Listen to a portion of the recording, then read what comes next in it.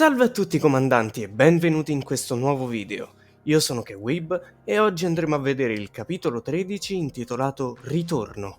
Iniziamo. L'operazione ha inizio. Mentre le Counters liberavano la superficie da quanti più Rapture possibili, le Absolute e Caffè Sweetie aspettavano di vedere Modernia per far esplodere la sua nuova base in modo da tenerla sotto controllo una volta uscita fuori. La base esplode e le Absolute entrano in contatto con Modernia. A Caffè Sweetie è stata ordinata la ritirata per unirsi alle retrovie insieme ad altre squadre per liberarci il passaggio e permetterci di arrivare a Modernia senza sprecare troppe energie. Mentre correvamo verso l'obiettivo, venivamo circondati dai Rapture, ma ecco che all'improvviso arriva un treno che li spazza via. Erano arrivate le Infinity Rail a darci un passaggio sul loro treno AZX con Brid ai comandi. Dopo parecchia distanza percorsa e nemici abbattuti, i danni al treno si fanno sentire. Brid non aveva più controllo sulle direzioni, poteva solo andare avanti, facendoci allontanare dall'obiettivo. Dunque era arrivata la nostra fermata. Nel frattempo, Solin e Diesel si sarebbero occupate delle riparazioni. Distanza da Modernia 2 chilometri. Mentre ci dirigevamo verso l'obiettivo, ecco che dall'alto appare Chatterbox. Pensava di vincere e farla definitivamente finita, ma noi avevamo il nostro asso nella manica, Snow White, ma non ci avrebbe sicuramente fatti andare via. Ed è per questo che arriva Sugar di Caffè Sweetie con la sua moto che ci scorta tutti e quattro via lasciando lo scontro a Snow White. È finita la benzina dopo aver fatto poco più di 1 chilometro, ma ormai siamo vicini. Solo 300 metri di distanza dal nemico principale. Dopo essere finalmente arrivati, le Absolute interrompono lo scontro con Modernia per lasciare spazio a noi e indietreggiano per occuparsi dei Rapture circostanti.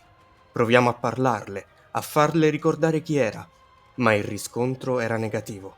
La battaglia era inevitabile.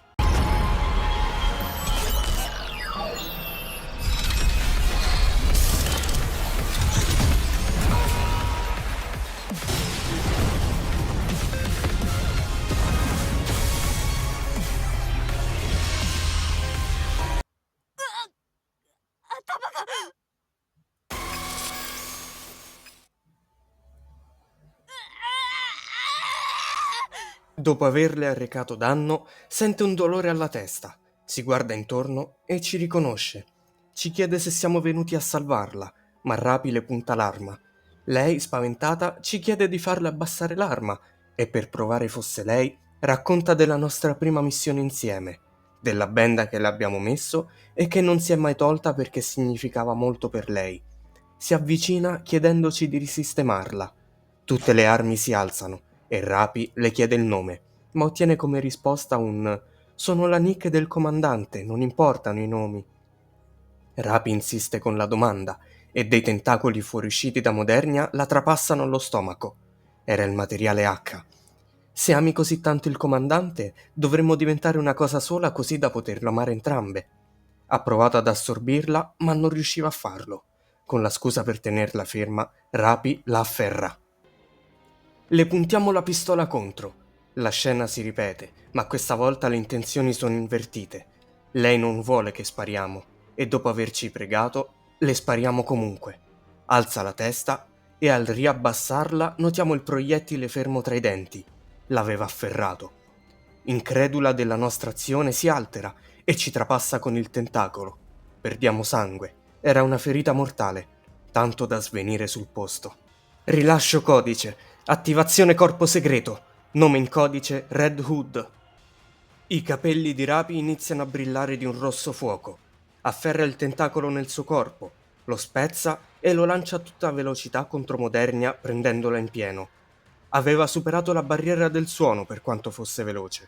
A quel punto, una luce nera viene emanata dal corpo di Modernia e collassa, per poi rialzarsi con uno sguardo vuoto. Ci guarda sanguinanti ed inizia a piangere. Era tornata ad essere Marian. Tutte insieme iniziano a prestarci soccorso medico, ma dovevamo essere portati all'Ark per ricevere cure effettive. Mentre venivamo portati via, cade dal cielo quel che rimane di Chatterbox, atterrando davanti a Marian e mettendo una luce bianca. Stava venendo di nuovo corrotta. Anis, infuriata, inizia a pestare la testa di Chatterbox fino a frantumarla del tutto. Poi Rapi spara dei colpi tranquillanti a Marian per portarla all'Ark prima che sia troppo tardi. Nel frattempo arriva Snow White e Anis, che le corre addosso, rendendosi conto della situazione, si fa dare un pugno in faccia da Anis senza nemmeno provare a scansarlo, rotolando a terra dopo essere stata colpita. Successivamente a ciò, ci trasportano in tutta fretta all'Ark. Arrivati in ospedale, iniziano le cure da parte di Pepper e Mary, ma iniziano i problemi. Nessuno sapeva il nostro gruppo sanguigno e nel frattempo stavamo morendo. Dovevano sbrigarsi ad eseguire un test. Ma ecco che all'improvviso arriva Andersen. Passato del tempo, ci svegliamo trovandocelo di fianco. Ci spiega che era venuto per eseguire la trasfusione lui stesso, visto che era un tipo di sangue talmente raro che solo una manciata in tutta l'umanità ne era in possesso. Un tipo talmente ricercato che veniva tenuto nascosto per evitare attacchi da persone che volevano averlo. Non ce n'è nessuna traccia nemmeno nei database. Proviamo a saperne di più, ma cambia argomento. L'operazione è andata a buon fine con nessuna morte subita, escludendo le nicche prodotte in massa, e dovevamo incontrarci con Marian in quell'istante. Era urgentemente richiesta la nostra presenza. Andiamo in laboratorio dove troviamo Mana e Ingrid e ci scortano in una camera vetrata con Marian dall'altra parte. Scopriamo che è stata corrotta, ma ci spiegano anche che in qualche modo non possedeva il Nymph. Dunque è entrata in contatto con il Vapaus, ma nonostante non possedesse il Nymph, era comunque corrotta. Ci viene rivelato che Chatterbox ha impiantato il codice fisicamente nel cervello. Non può essere controllata e non ha alcuna reazione. È come un vegetale. L'unica opzione era la cancellazione neurale. Non avendo Nymph, non si potevano sovrascrivere i ricordi. E dunque ne uscirebbe come se fosse appena nata. Ma era l'unico modo per salvarla. E visto che noi ne siamo il comandante, approviamo la richiesta. Verrà lasciata sotto il nostro comando in sicurezza. Se fosse rimasta libera, essendo mezza Nick e mezza Rapture, in molti le metterebbero le mani addosso per tenerla come cavia per gli esperimenti. In più, Andersen ci conferma la morte di Chatterbox e che i suoi frammenti sono stati chiusi nella Atlas in sicurezza. Finita la chiacchierata, ci ordina di tornare a riposare. Ce lo meritavamo dopo la missione compiuta.